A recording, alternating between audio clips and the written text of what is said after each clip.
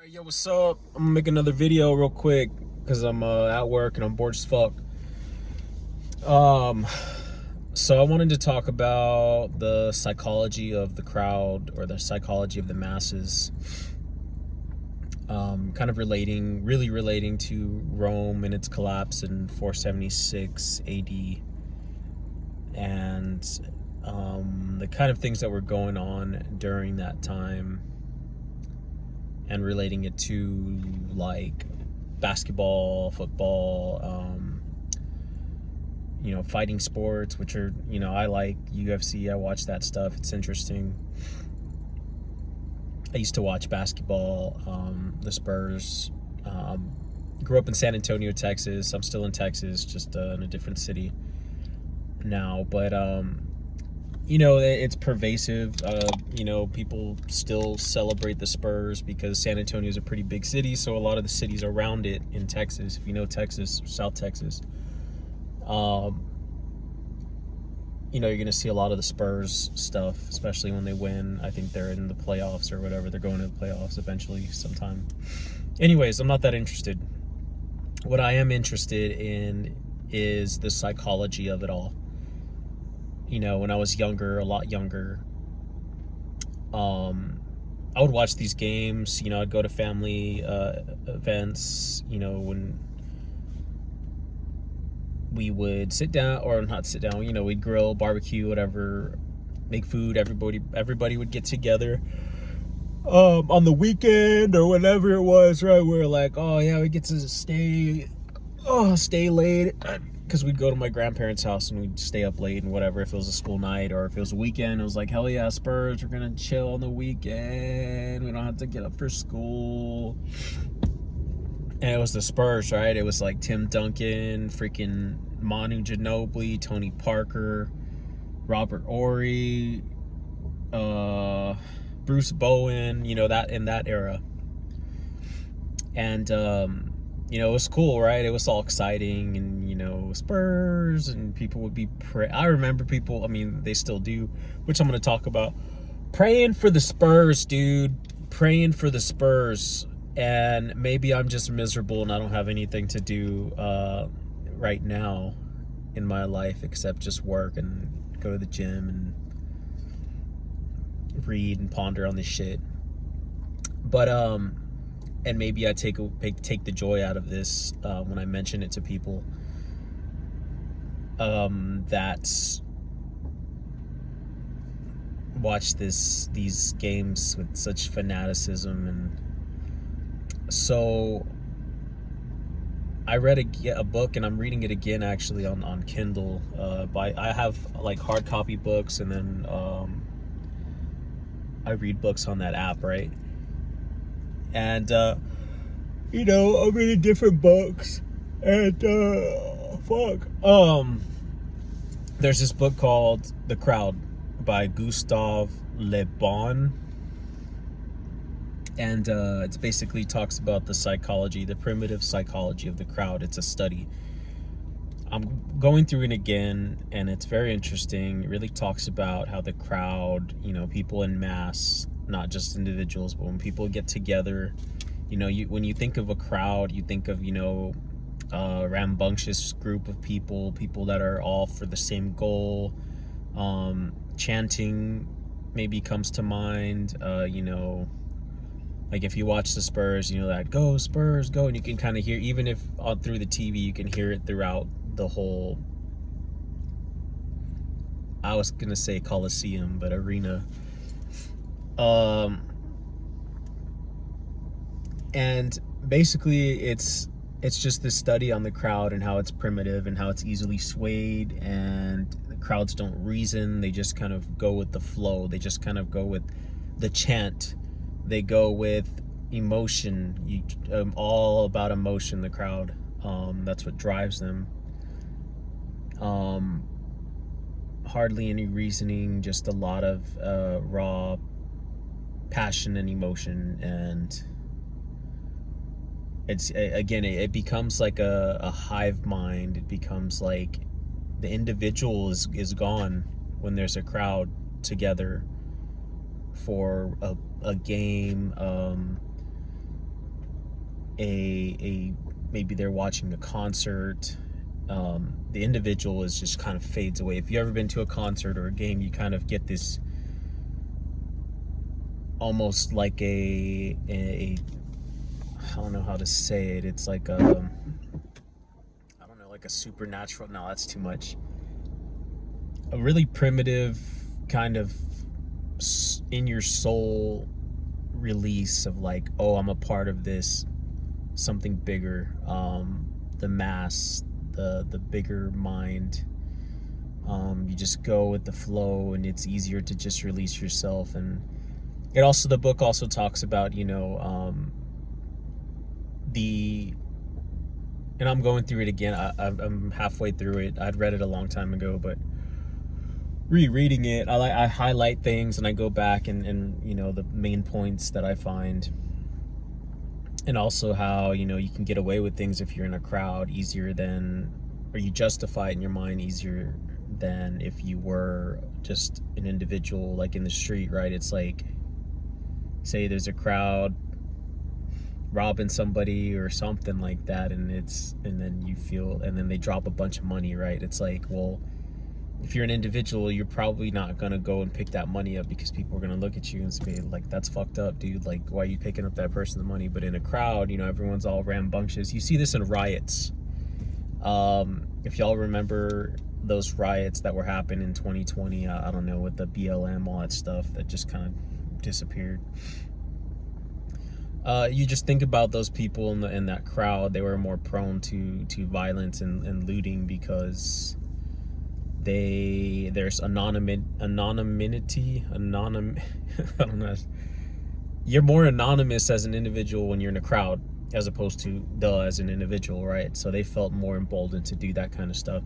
So that's what that book talks about. It's pretty interesting. Again, it's if you're interested in psychology, or you're interested in how the masses think, how crowds think, you could even say like an NPC kind of mindset.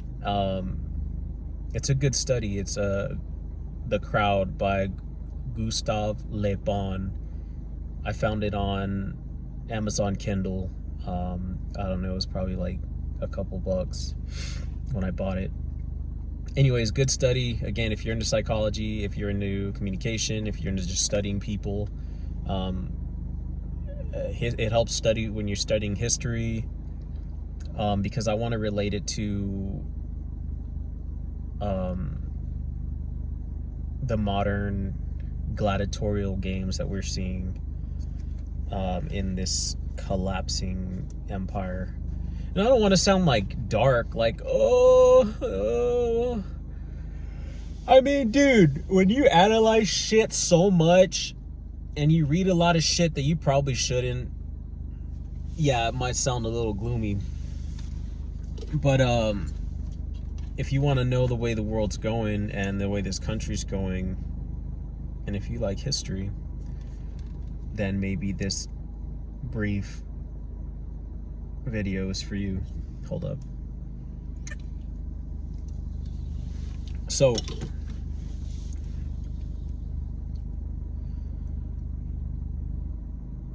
in the ancient Rome, there were the gladiatorial games, right?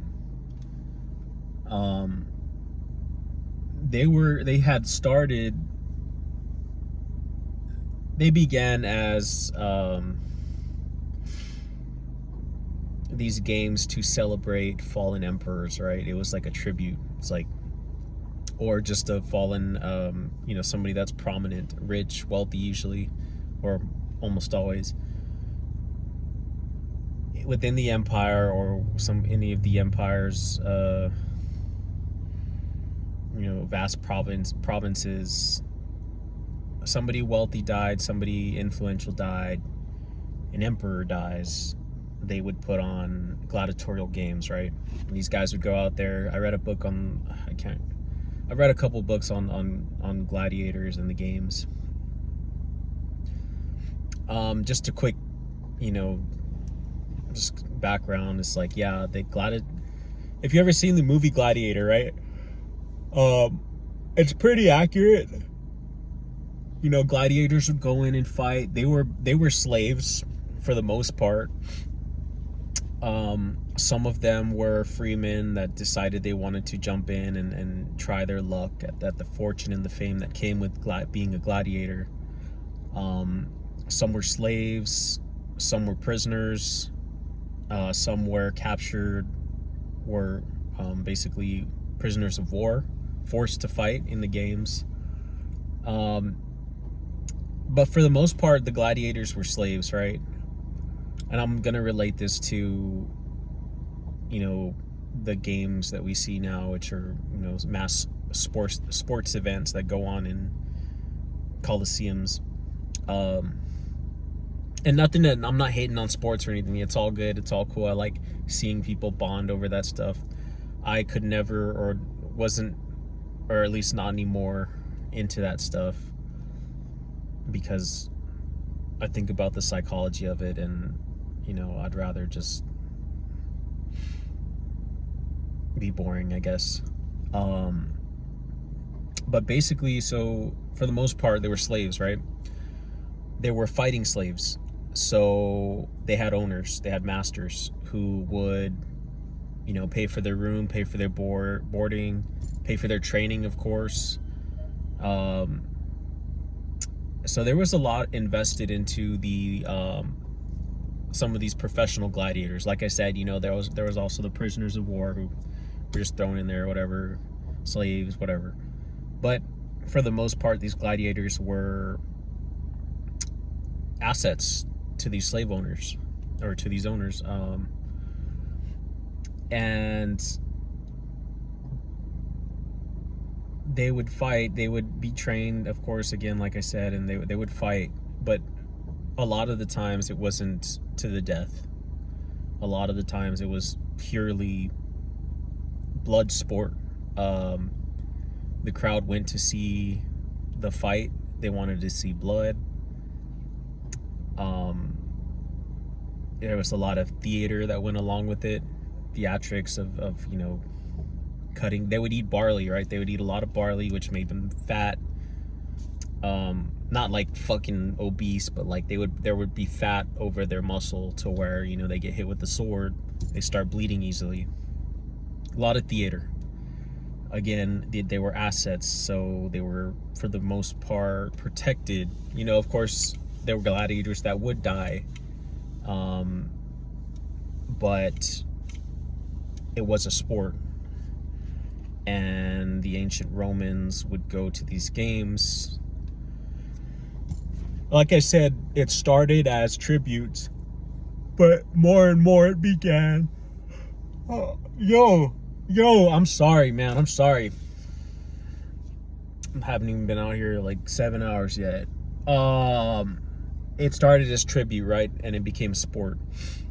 And towards the fall of the empire, it became more and more common for emperors to hold these blood sport games to appease the masses, to keep them docile. I mean, they would go to the games and they would, yell, scream, and get all rowdy and shit for blood, because humans never change. I mean,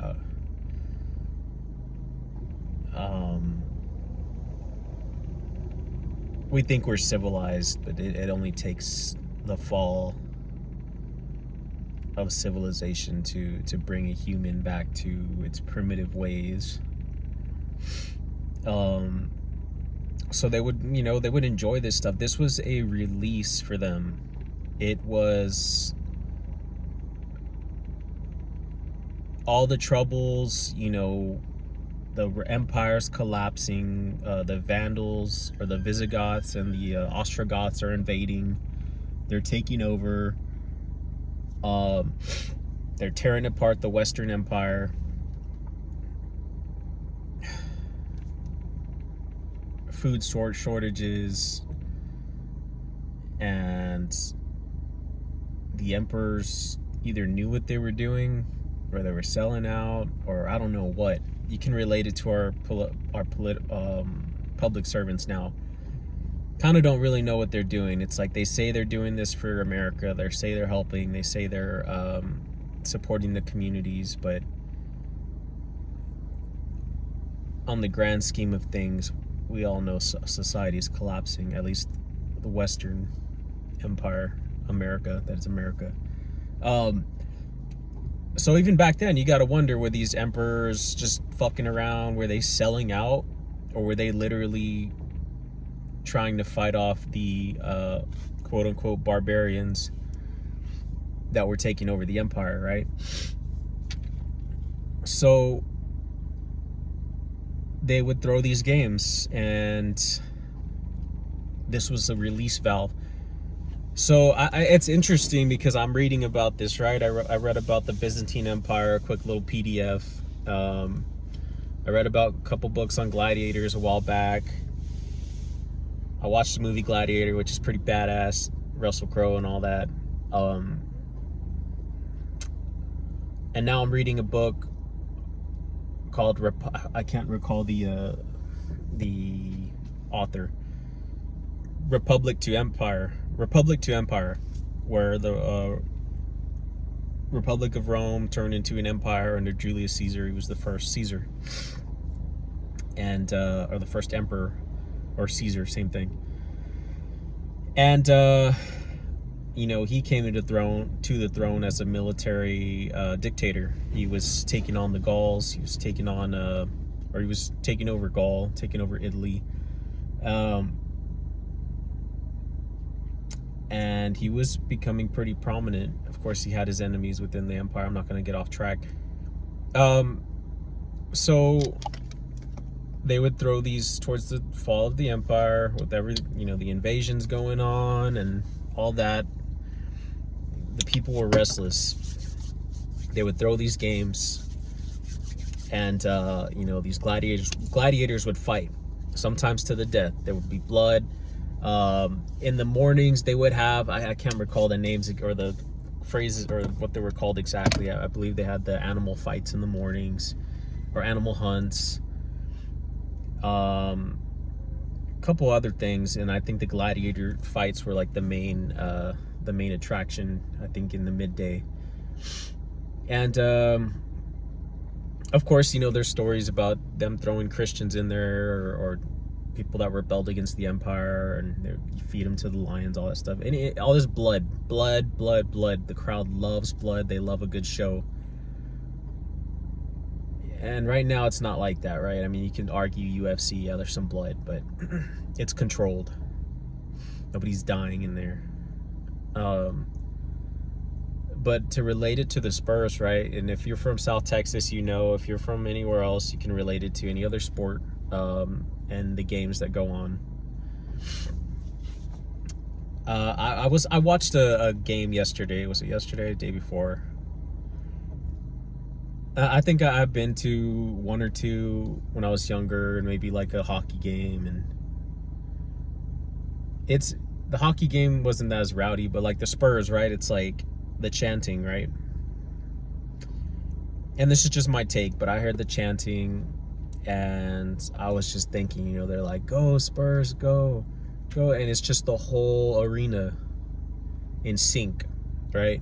All on this one idea of, we want our team to win. And I was just thinking, just for a brief moment, right? Again, you were this back during the Roman times, they were probably chanting their favorite gladiator's name, "Go Fred," or it wasn't, it's like some fucking Latin name, but they had their names, they had their fans, and it was just like they were the sports athletes today are modern day gladiators. There's nothing really different about it. So they're chanting, and they're like, "Go Spurs, go," whatever. They're in this sync, this kind of like a hive mind, right?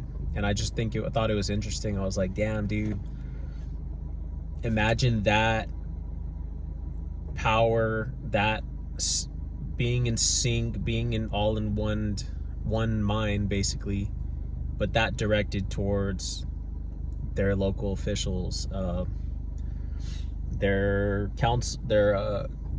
council members, the city council, their commissioners at the courthouse, their state representatives that and their congressmen that can go up the chain and be like, hey dude, Mr. President, what the fuck? I mean, go Spurs, go.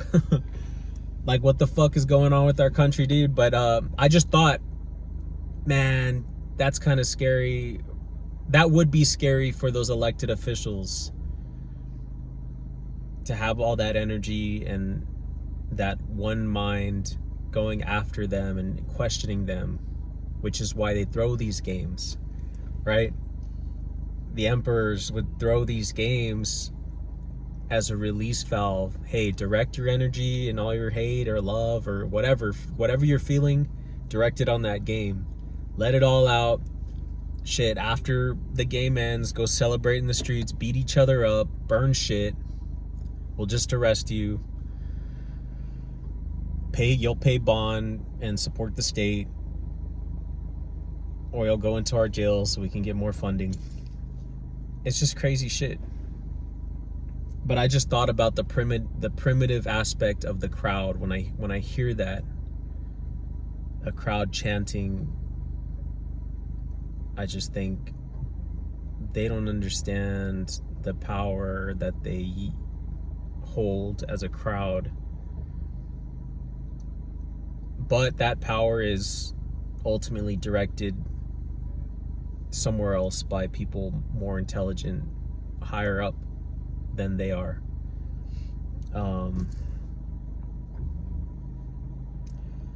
It's just interesting. I just thought that was interesting, and you know, things don't change. That was the Roman people. That was their release. Sometimes they could even vent to the emperor at the games. Of course, the emperor is not going to do anything for the common person, but just to hear them out would help them forget their troubles. Kind of reminds me of, you know, in politics today when they bring up a scandal or they have a hearing because somebody did something and they question them. It's the same people of the same class questioning this other person, same class, maybe bringing something up, slapping them on the fucking wrist, and then sending them off. It's the same shit. The people want to hear, they want some hope. Okay, they grilled them. Oh yeah, they really fucking held it to them. They questioned them. Yeah, that's that, and that's it. And the ruling class does what they do. But I just wanted to make this quick video. I'm not going to ramble on, but the relation to from ancient gladiators and their gladiatorial games to today's sports games, how it really, they are really, especially more importantly, during the collapse of a great empire, these games, gladiatorial or sporting games, serve an ultimate purpose. Yes, to entertain the masses, but also to appease the masses, to serve as a release valve. And again, you don't believe me, you know, listen. Next sports game you're watching, just listen to the crowd chanting. That's a lot of energy. That's a lot of energy directed at the game. But imagine it directed at their representatives that are selling them out and failing them. And that's what they don't want, which is understandable. And then watch, I mean, maybe not all states are like, San Antonio's gotten pretty fucking ghetto. I'm sorry if you live there, fuck it. I mean, if you're not ghetto, you're not ghetto. But if you are, well, hey, the shoe fits. I grew up in San Antonio, so I can talk shit. But they go outside afterwards and they're celebrating, but they're also fucking beating each other up. Like, what sense does that make? But you got to think of it psychologically. They're trying to release all this pent-up energy. They're angry because of work. They're angry because of, you know, the prices of shit now, gas prices. They don't know where to direct this anger. And again, that's understandable. But yeah, I just wanted to make that real quick connection. I thought it was pretty fucking interesting. I guess I'll title this something about the psychology of crowds, or modern gladiatorial game. Something, I'll come up with something. Again, if you're interested in that book, it's very interesting. Psychology of the Crowds. It's called The Crowd by Gustave Le Bon. Got it off of Kindle on Amazon. Pretty damn good. And of course, study the Roman Empire, because everything that happened to the Roman Empire is happening to our American Empire. Yeah, pretty interesting. All right, appreciate it. Thanks for watching, and give me a like, subscribe. I just talk about random shit.